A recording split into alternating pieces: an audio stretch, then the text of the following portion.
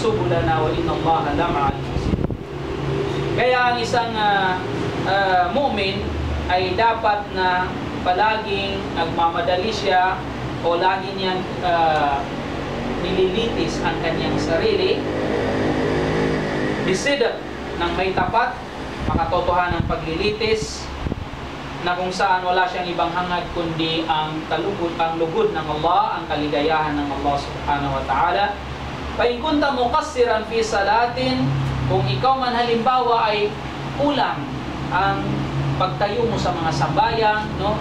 Kulang ang mga sambayang mo, kulang ang mga ibada mo na iniobligado sa iyo ng Allah subhanahu wa ta'ala, o di kaya'y nahuhulog ka, nalalagay ka minsan sa mga kasalanan, mga masasama na ipinagbabawal sa iyo ng Allah subhanahu wa ta'ala, ngayon pa lang, badir ila salahi amri, ay ayusin mo na ang iyong sarili. No? Ngayon pa lang ay ayusin mo na ang iyong sarili, makipaglaban ka sa iyong sarili sapagkat ang pinakakaaway ng tao ay ang kanyang sarili. No? Ang sarili natin na nag-uutos palagi ng masama, yan ang pinakakaaway mo. Kapag ikaw ay nagiging seryoso sa pakikipagdigma mo, pakikipaglaban mo sa iyong sarili, tiyak na bubuksan ng Allah subhanahu wa ta'ala sa iyo ang iyong puso. No? Magiging maluwag ang puso mo, masaya, at hindi mo nararamdaman ang problema at kalungkutan. Sabi ng Allah sa Quran, binasa natin kanina, وَالَّذِينَ جَاهَدُوا فِينَا لَنَهْدِيَنَّهُمْ سُبُلَنَا. At yaong sila na nakikipagbaka sila, nakikipaglaban sila para sa amin, ang tinutukoy dito ay jihadun nafs, no? Yung pakikipagbaka mo laban sa iyong sarili. Ang iyong sarili utos ang kanyang masama, lalabanan mo siya.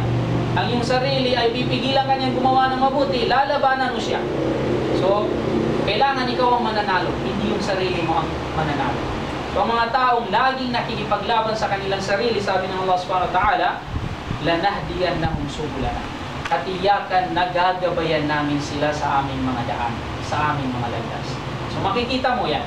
Kung seryoso ka, kung totoo, ikhlas ka sa pakikipaglaban mo sa iyong sarili, makikita mong ilalagay ka ng Allah sa kabutihan. Ilalagay ka ng Allah subhanahu wa ta'ala na madali ka ng gumising sa subo. Dati ay ang hirap mong gumising ng subo. Pero dahil sa nakikipaglaban ka palagi sa ganoong kautusan ng sarili mo sa iyo na huwag kang gumising, huwag kang magsambayang on time sa subo, sa pamamaraang nakikipaglaban ka palagi sa iyong sarili, kahit walang alarm clock, magigising ka, no? At magaan masyado sa sarili. Pupukawin ka o gigisingin ka ng iyong sarili dahil ginagabayan ka ng Allah subhanahu wa ta'ala sa tuwid na landas. Ilalagay ka niya sa kabutihan.